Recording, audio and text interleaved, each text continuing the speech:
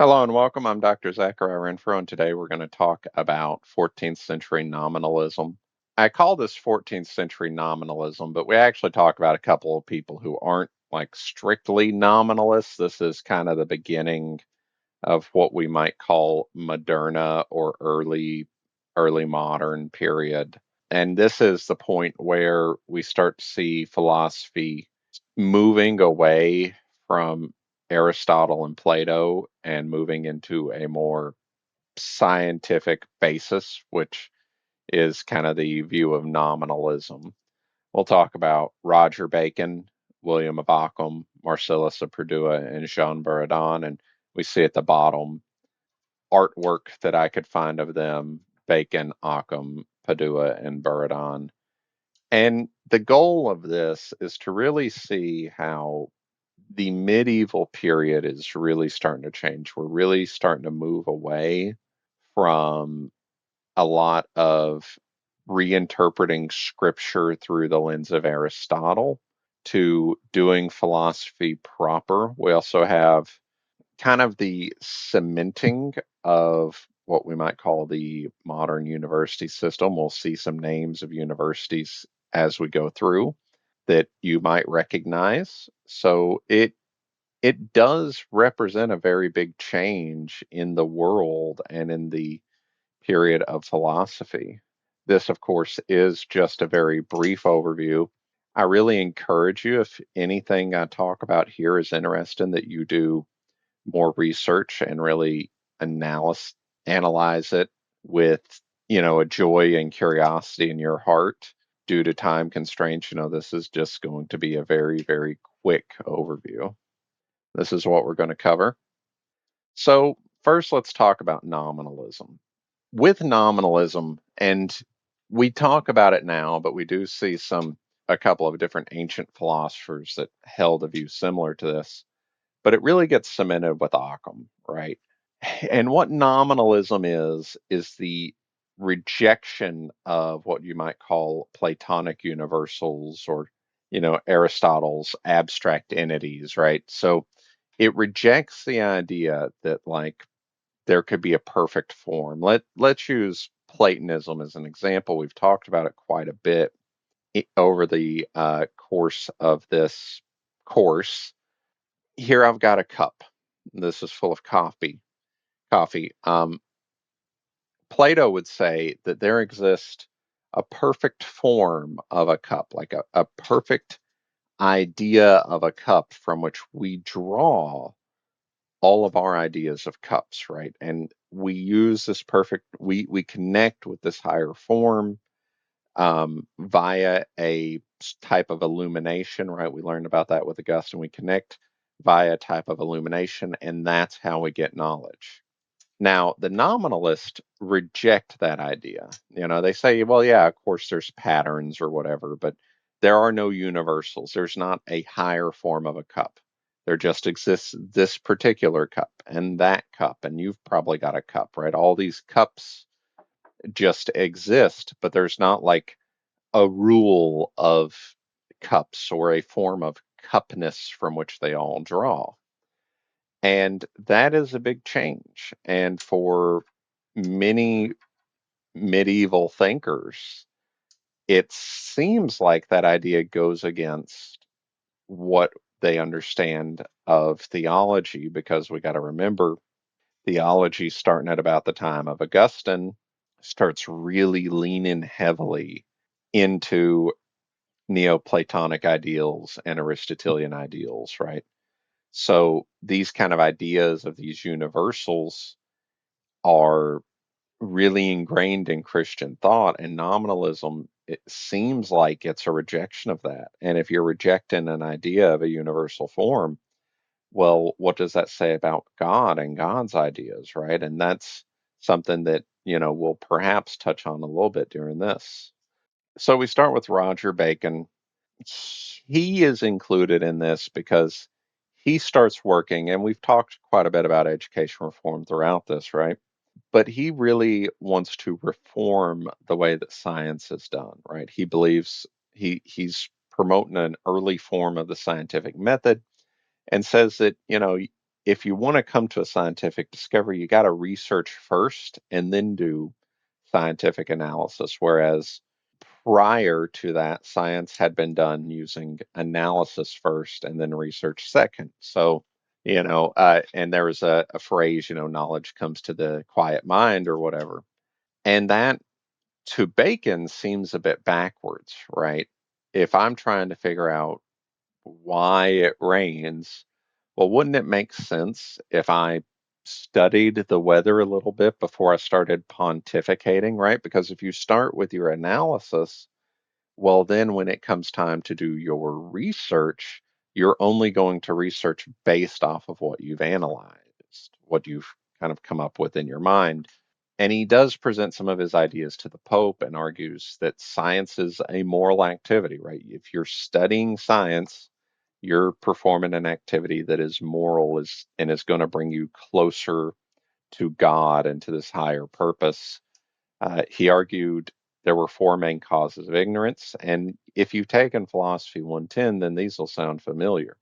Appeal to the wrong authority, custom, right? What we might call culture, majority opinion, and then rhetoric, right? So these are the things that cause people to be ignorant, and if we kind of train people to spot these things, then they're less likely to fall for some of these traps. He also, and so I talked at the beginning how study of theology really, really had been leaning heavily on Plato and Aristotle. He says, hey, we need to take theology back to scriptural exegesis, that is, scriptural analysis, instead of philosophical argument, right? So we remember from our earlier lectures Augustine's on the Trinity, right? And we remember Augustine does quote like quite a few Bible verses, right? But a majority of this text is really Neoplatonic arguments. And that is quite a bit different from what Bacon says. Bacon says we need to look at the history, we need to look at the languages, we need to look at the culture. And if you're a modern student of theology, those things will sound very familiar to you.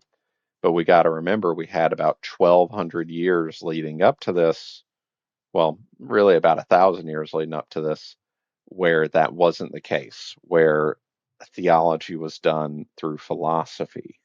And Bacon's trying to get it to change. Next, we get to William of Ockham.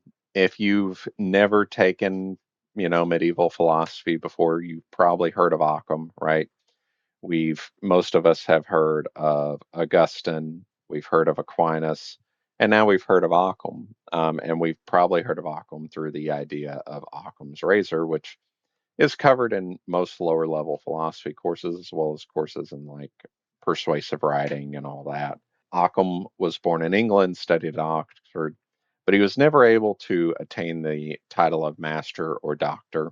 And I think a lot of that is because he was probably, as a student, saying some disagreeable things at the school, and that caused them to come up with whatever reason not to graduate him. He was eventually hauled before a papal court and accused of heresy.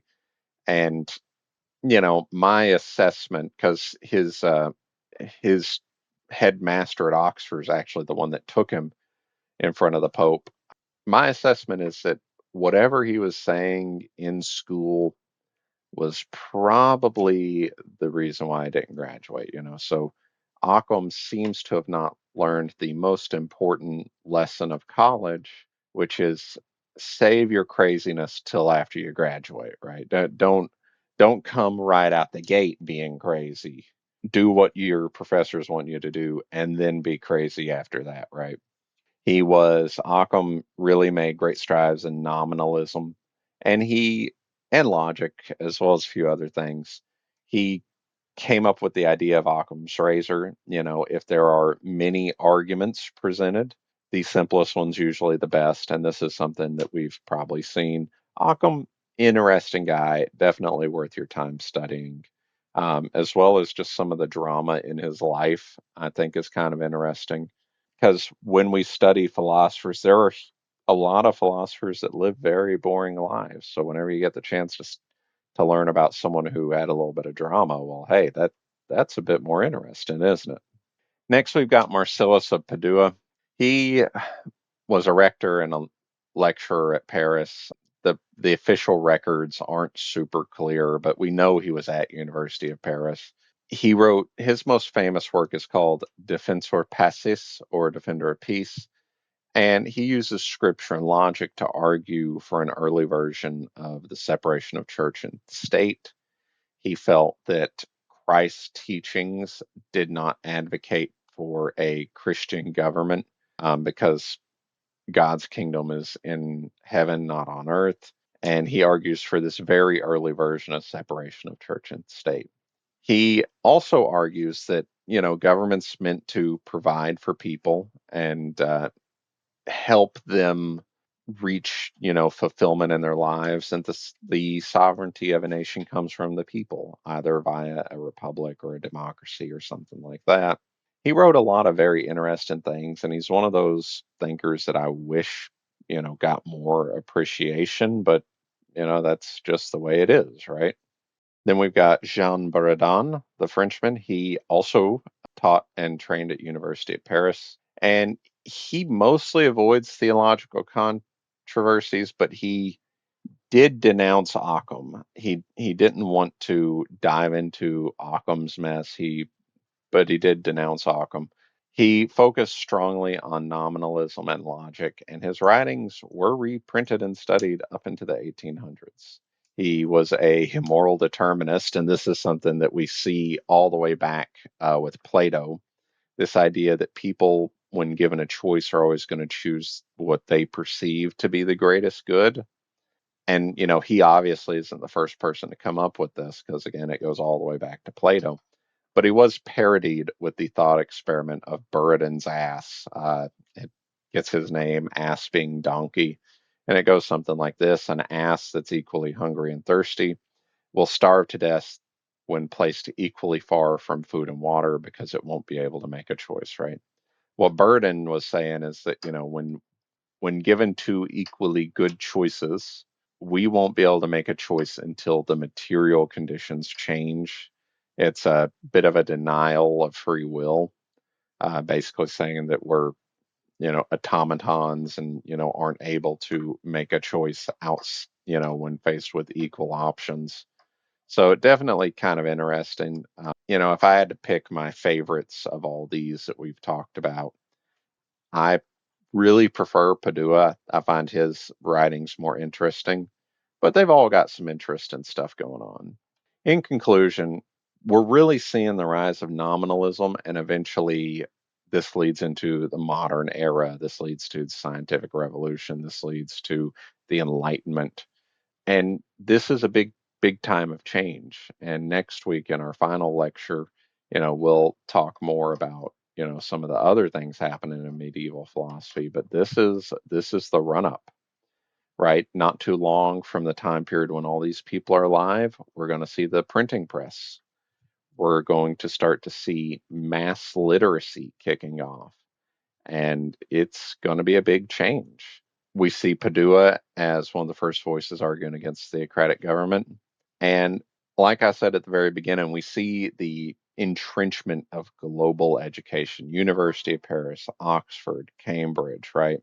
Universities that still exist today were training these people, right? It's one of those things, and I know this isn't really the topic of the video, but I tell you what, I wish that I could go and like study at University of Paris or Oxford or Cambridge, be in some of these places that some of these great thinkers throughout history had been in, because what a neat thing that would be able to be. It'd be like living history. But with that being said, thank you so much.